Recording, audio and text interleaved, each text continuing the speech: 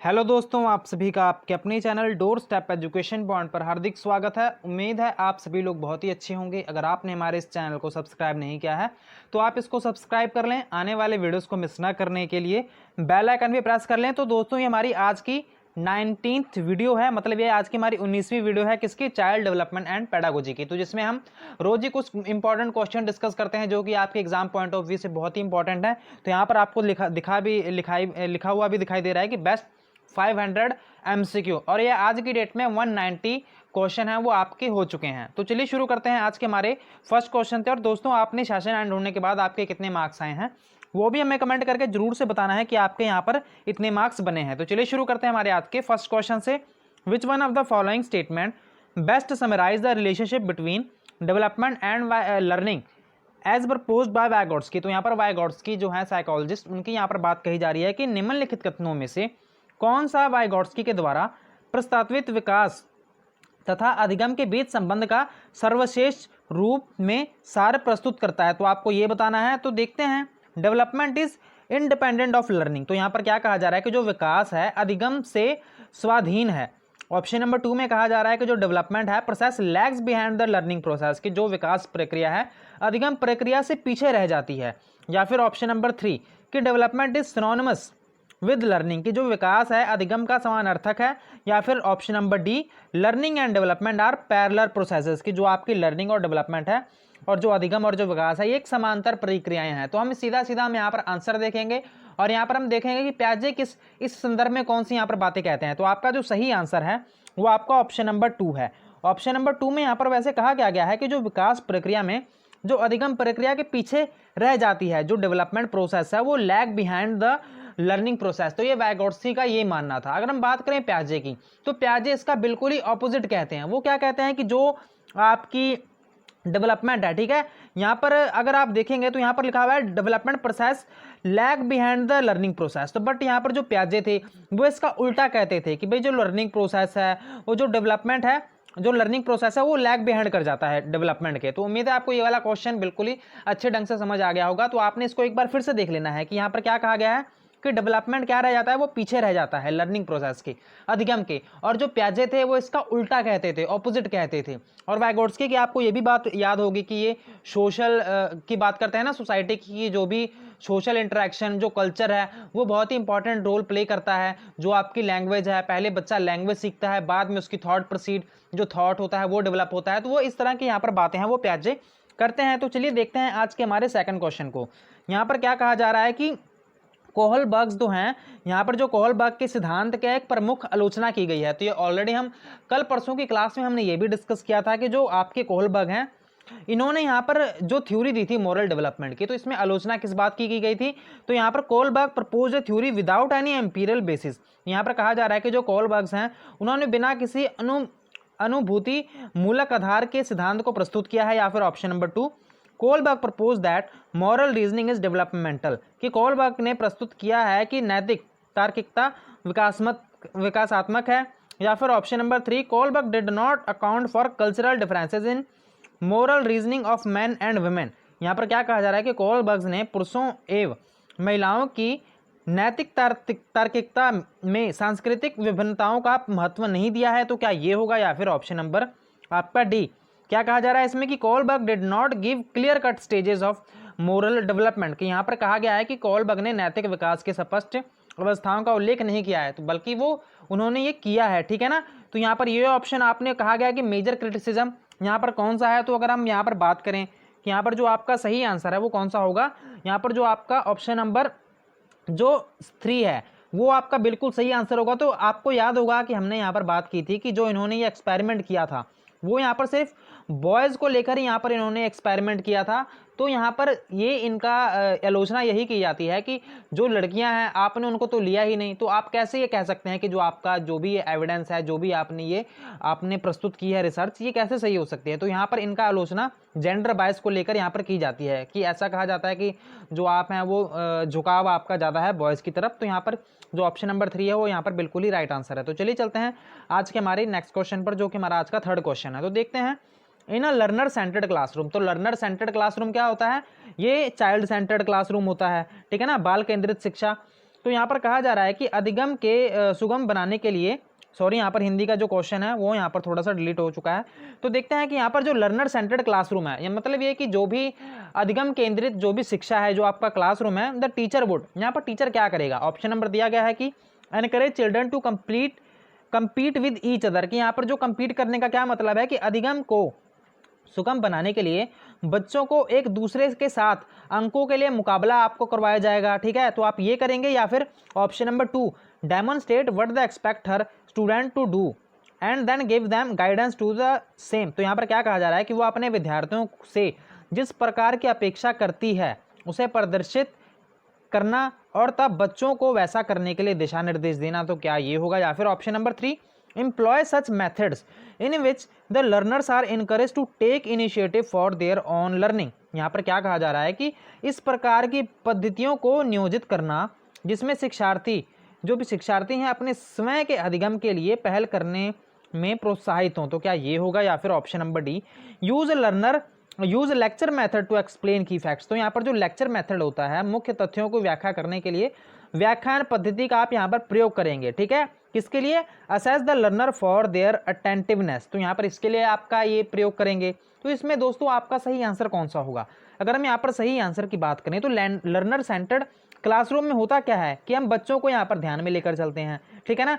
तो उनके हिसाब से जो भी हमारे प्लान्स होते हैं उसके बच्चों के हिसाब से ही बनाते हैं। तो जो ऑप्शन नंबर आपका 3 है, यहाँ पर भी तो यही बात कही गई है ना कि employ such methods in which the learners are encouraged to take initiative for their own learning, कि इस प्रकार की पद्धतियों को नियोजित करना जिसमें शिक्षार्थी अपने स्वयं के अधिगम के लिए पहल करने में प्रोत्साहित हों। तो उसका जो ऑप्शन नंबर 3 है वो यहाँ पर बिल्कुल ही आपका राइट आंसर है। तो चलिए चलते हैं आज के हमारे नेक्स्ट क्वेश्चन पर। तो देखते हैं question number 4, according to Gardner theory of multiple intelligence the factor that would contribute most for being self aware individual would B.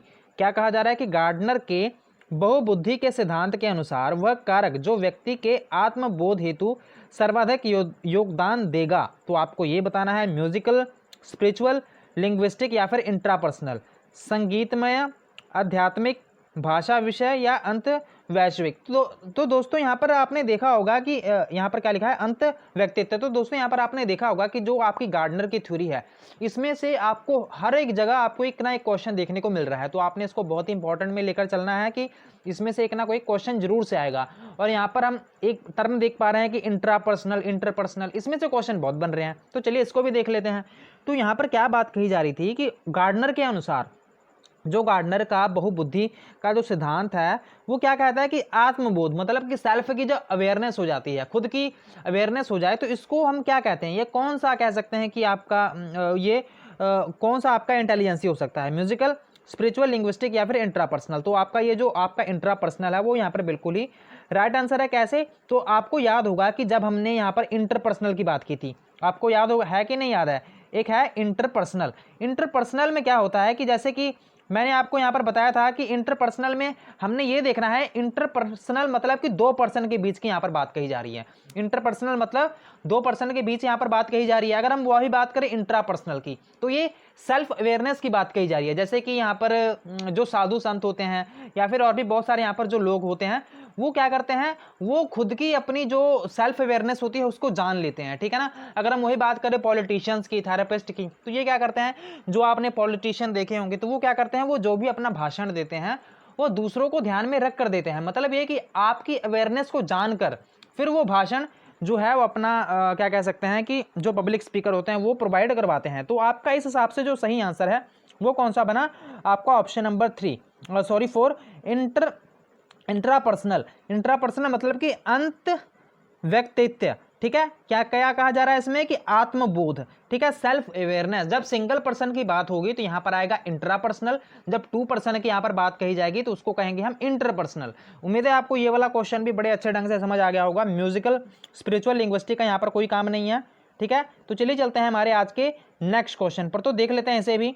ये हमारा 5th क्वेश्चन है। यहाँ पर वाइगोट्स्की का फिर से क्वेश्चन आ गया, a major difference between perception of Vygotsky and प्याजे। तो प्याजे और वाइगोट्स्की की यहाँ पर बात कही जा रही है कि जो वाइगोट्स्की तथा प्याजे के जो प्रेक्षों में एक प्रमुख विभिन्नता है, आपको ये बताना है। The critics of behaviour principle की व्यवहारवादी सिद्धांतों की उनकी आलोचना, या फिर the role of providing a nurturing environment to children की बच्चों को एक पालन पोषण का परिवेश उपलब्ध कराने की भूमिका, या फिर option number 3 there view about language and thoughts की भाषा एवं चिंतन के बारे में उनके दृष्टिकोण, या फिर ऑप्शन नंबर डी जो यहाँ पर 4 है कि their conception of children as active constructive of knowledge कि यहाँ पर क्या कहा जा रहा है कि ज्ञान के सक्रिय निर्माताओं के बीच में बच्चों की संकल्पना। तो आपको ये बताना है कौन सा ऑप्शन यहाँ पर बिल्कुल ही राइट है। जो आपका ऑप्शन नंबर 3 है वो बिल्कुल सही है। कैसे सही है इसके बारे में भी हम डिस्कस कर लेते हैं। तो आपको याद होगा कि जो वाइगॉट्स्की और प्याजे हैं, प्याजे अगर अभी हमने यहाँ पर क्वेश्चन नंबर 2 में डिस्कस किया था ना कि जो आपके वाइगॉट्स्की हैं वो कहते हैं कि आपका जो लैंग्वेज है वो बच्चा पहले सीखता है, बाद में उसकी जो भाषा है, जो आपके विचार हैं वो बाद में आते हैं। मतलब ये कि पहले लैंग्वेज आई, बाद में आपके विचार आए। अगर हम वही प्याजे की बात करें तो प्याजे कहते हैं कि पहले आप क्या करते हैं, पहले आपके मन में जो विचार है वो आता है, भाषा आप बाद में सीखते हैं। तो ये इस तरह की यहाँ पर बातें करते हैं। तो इनके जो थॉट्स हैं, ठीक है, इनके जो व्यूज हैं लैंग्वेज एंड थॉट्स के, तो यही बताया हुआ है क्वेश्चन में कि इनमें जो डिफरेंसेस है वाइगॉट्स्की और जो प्याजे का, कि वाइगॉट्स्की तथा प्याजे के परिप्रेक्ष्यों में ये एक प्रमुख विभिन्नता है। तो आपको यही बात बिल्कुल यहाँ पर जो आपका ऑप्शन नंबर 3 है वो राइट आंसर है। तो चलिए चलते हैं आज के हमारे नेक्स्ट क्वेश्चन पर। तो ये हमारा क्वेश्चन बड़ा ही ईजी था। तो देखते हैं क्वेश्चन नंबर 6 को। A lot of debate surround whether girls and boys have specific set of abilities due to their genetic material, which one of the following are you most likely to agree with in this context. तो यहाँ पर क्या कहा जा रहा है कि इस पर एक अत्यधिक वाद विवाद होता है कि क्या लड़के और लड़कियों में योग्यताओं का विशिष्ट समूह उनके अनुवांशिक घटकों का कारण होता है। इस संदर्भ में निम्नलिखित में से आपको सबसे अधिक किसे आप कौन से यहाँ पर जो लाइंस है नीचे दिए गए हैं जो लड़कों यहाँ पर लड़कियों के बीच में, तो इसमें से आप कौन से लाइंस पर ज़्यादा सहमत है, आपको ये बताना है। ऑप्शन नंबर फर्स्ट को देख लेते हैं। Girls are socialize to be caring while boys are discourage to show emotion such as crying. तो यहाँ पर क्या कहा जा रहा है कि जो लड़कियों के जो सेवा भाव है के लिए सामाजिक रूप से तैयार किया जाता है, जबकि जो लड़के हैं उनको रोने जैसा संवेग प्रदर्शित करने के लिए प्रोत्साहित किया जाता है। या फिर ऑप्शन नंबर बी कि after puberty boys and girls can not play with each others कि वो एक दूसरे दोनों के साथ नहीं खेल पाते। यहाँ पर क्या कहा जा रहा है कि यौवन आरंभ के बाद लड़के और लड़कियां एक साथ नहीं खेल सकते क्योंकि उनमें अभी रुचियां पूर्णतः विपरीत होती हैं। या फिर ऑप्शन नंबर 3 कि all girls have inherent talent for arts while boys are genetically program to be better at aggressive sports कि सभी लड़कियों में कला विषयों के लिए अंतर्निहित प्रतिभा होती है, जबकि लड़के आक्रामक खेलों के बेहतर प्रदर्शन के लिए आनुवांशिक रूप से तैयार होते हैं। या फिर ऑप्शन नंबर डी कि boys can not be caring since they are born that way लड़के सेवा भाव वाले नहीं हो सकते क्योंकि वे जन्म से ही इस प्रकार के होते हैं। तो आपको ये बताना है कि इसमें सही आंसर कौन सा है।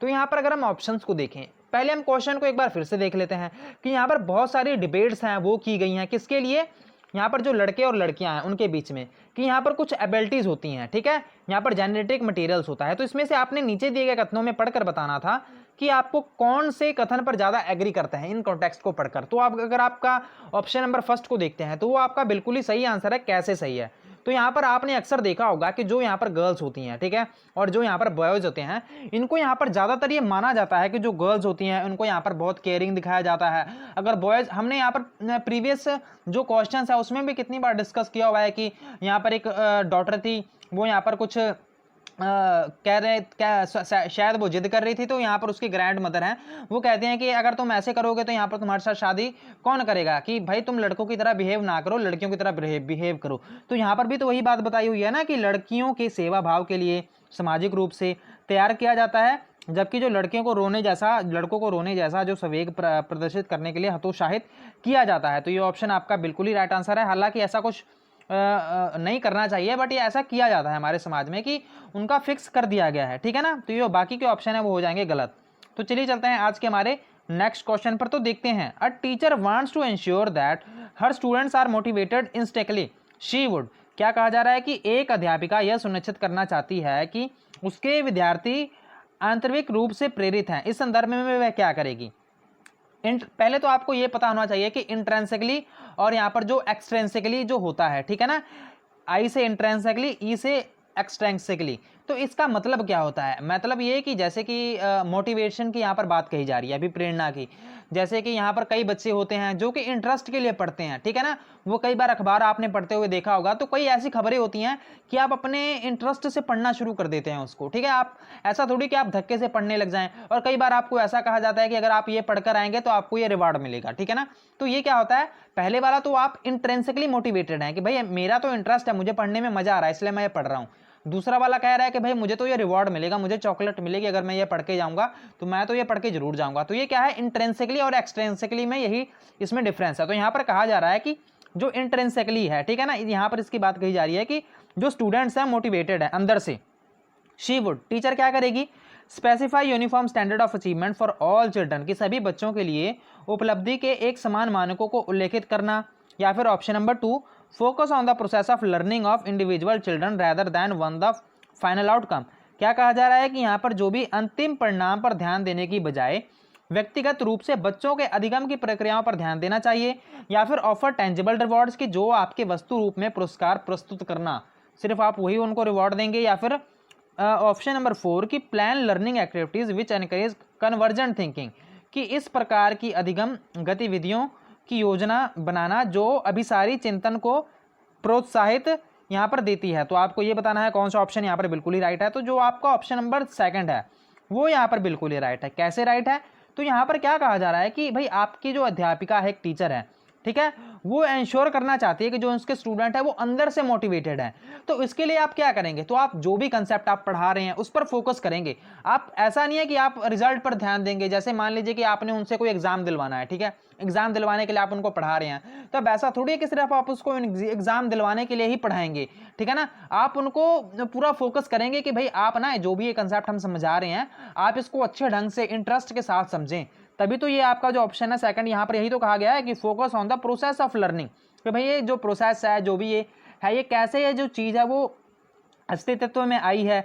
तो यहाँ पर आपका क्या लिखा है कि अंतिम परिणाम पर देने की बजाय व्यक्तिगत रूप से बच्चों के अधिगम प्रक्रिया पर ध्यान देना। तो ऑप्शन नंबर 2 आपका बिल्कुल ही राइट आंसर है। तो चलिए चलते हैं आज के हमारे नेक्स्ट क्वेश्चन पर, जो कि हमारा आज का 8th क्वेश्चन है।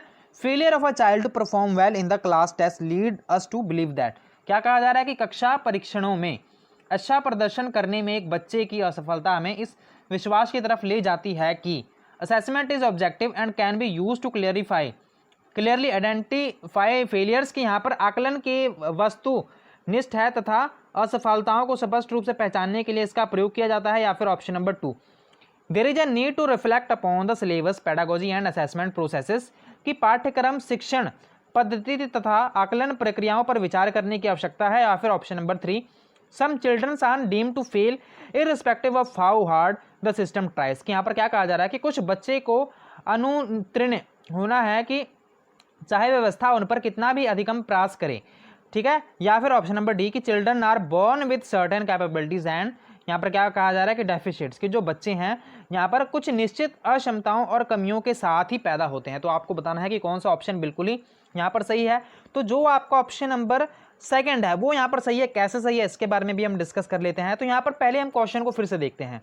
क्या कहा जा रहा है कि जो फेलियर है, ठीक है, किसका, बच्चों का, failure of a child to perform well in the class test, जो भी है उसका, ठीक है, कक्षा परीक्षणों में जो भी अच्छा प्रदर्शन करने में बच्चे की असफलता में, बच्चे यानी यहाँ के आपकी क्लास में कुछ फेल हो रहे हैं, ठीक है, तो आपको क्या करना चाहिए अब, ठीक है। तो यहाँ पर जो आपका ऑप्शन नंबर 2 है यहाँ पर बिल्कुल सही है। कैसे सही है, कि आपको ना जो भी आपकी पेडागोजी है, सिलेबस है, आपका पढ़ाने का तरीका है, असेसमेंट प्रोसेस है, आप सभी पर ध्यान देंगे कि आप बच्चों पर और थोड़ा सा ध्यान दे सकें। जहां बच्चों में कमी यहाँ पर आपको दिखाई दे रही है आप उस पर क्या कर सकें, आप उस पर काम कर सकें। अपना जो भी प्लान है टीचिंग लर्निंग प्रोसेस का, आप उसको अच्छे ढंग से पढ़ाने के लिए आप इन सभी बातों पर आपको ध्यान देना पड़ेगा, ठीक है ना। आप सिस्टम को थोड़ी बता सकते हैं कि सिस्टम फेल हो गया है, बच्चे पढ़ना नहीं चाहते हैं, तो आप अपने मेथड को थोड़ा सा चेंज करेंगे। तो इसलिए जो आपका ऑप्शन नंबर 2 है वो बिल्कुल ही राइट आंसर है। तो चलिए चलते हैं आज के हमारे सेकंड लास्ट क्वेश्चन पर। तो देखते हैं, there are a few children in your class who make errors, कुछ बच्चे हैं आपकी क्लास में, विद्यार्थी हैं, कुछ गलतियां करते हैं वो, which of these is mostly likely to be your analysis of the situation, कि क्या कहा जा रहा है कि इस परिस्थिति में आपके विश्लेषण के अनुसार इसमें से कौन सा कथन सर्वाधिक आपको बताया जा रहा है कि कौन सा सही है, एकदम सही है, अप्रोप्रिएट है, ठीक है। कुछ बच्चे हैं आपकी क्लास में गलतियां कर रहे हैं। अब आपको यहाँ पर नीचे दिए गए स्टेटमेंट्स को पढ़ना है और बताना है कि सही उत्तर कौन सा है। फर्स्ट ऑप्शन, द चिल्ड्रन है पुअर इंटेलिजेंस, कि बच्चे हैं वो बहुत ही कह सकते हैं कि उनका जो बुद्धि स्तर है वो निम्न है, ठीक है, मतलब बच्चे पढ़ने में नालायक हैं, ऐसा ये स्टेटमेंट कह रही है, ठीक है। ऑप्शन नंबर 2 में कहा जा रहा है कि the children are not interested in studies and want to create indiscipline, कि बच्चों की अध्ययन में रुचि नहीं है और वे अनुशासनहीनता उत्पन्न करना चाहते हैं, तो क्या ये होगा। या फिर ऑप्शन नंबर 3 कि भाई जो भी बच्चे हैं the children should not have been promoted to your class, कि जो बच्चों की आपकी कक्षा में जो प्रोन्नत नहीं करना चाहिए, उनको प्रमोट नहीं करना चाहिए। या फिर ऑप्शन नंबर डी कि the children have not yet gained conceptual clarity, कि भाई अभी तक ना जो संकल्पनात्मक जो स्पष्टता है वो बच्चे डेवलप नहीं कर पाए हैं, ठीक है। इसके लिए there is a need for you to reflect on your pedagogy, कि तभी तो बच्चों के ना अभी तक संकल्पनात्मक स्पष्टता प्राप्त नहीं किया, तभी आप अपने शिक्षण विधि पर क्या करेंगे, चिंतन करने की आवश्यकता है। तो इसका जो सही आंसर होगा वो बिल्कुल ही आपका सही होगा, ऑप्शन नंबर डी आपका राइट आंसर है। तो यहाँ पर दोस्तों अगर हम बात करें फर्स्ट 3 ऑप्शन में, तो यहाँ पर क्या कहा जा रहा है कि बच्चे यहाँ पर नालायक हैं। तो दोस्तों यहाँ पर जब भी आपने देख लिया कि जब बच्चे की यहाँ पर बुराई की जा रही है, तो आपने उस सेंटेंस को, ठीक है, ऑप्शन को एलिमिनेट सीधा कर देना है आंख बंद करके ही, कि जब भी यहाँ पर, क्योंकि आप बच्चों को नहीं कह सकते कि आपकी कैपेबिलिटी कम है, आप बच्चों को प्रमोट नहीं करेंगे, आप बच्चों को अलग बैठा देंगे, या फिर बहुत सारी ऐसी टर्में हैं, ठीक है ना। तो यहाँ पर सीटेट में यही आपका फायदा होता है कि आपने अगर अच्छे ढंग से तैयारी नहीं भी की ना, तो आपके जो मार्क्स हैं पेडागोजी में तो खास करके बहुत ही अच्छे आ सकते हैं। बस आपने कुछ बातों का ध्यान रखना है, जो भी गवर्नमेंट के पॉलिसीज हैं उनका यहाँ पर आपने विरोध नहीं करना है, ठीक है ना। कहने का मतलब ये कि जो भी इस कंटेक्स्ट में, क्वेश्चन के कंटेक्स्ट में, अब क्लासरूम में चलो आपकी जो थिंकिंग हो वो अलग बात है, ठीक है, बट आपने इस जो भी इन्होंने इनके कंटेक्स्ट में जो भी यहाँ पर बातें कही गई हैं, आपने उनके सेंटेंस की आलोचना नहीं करनी है, ठीक है ना।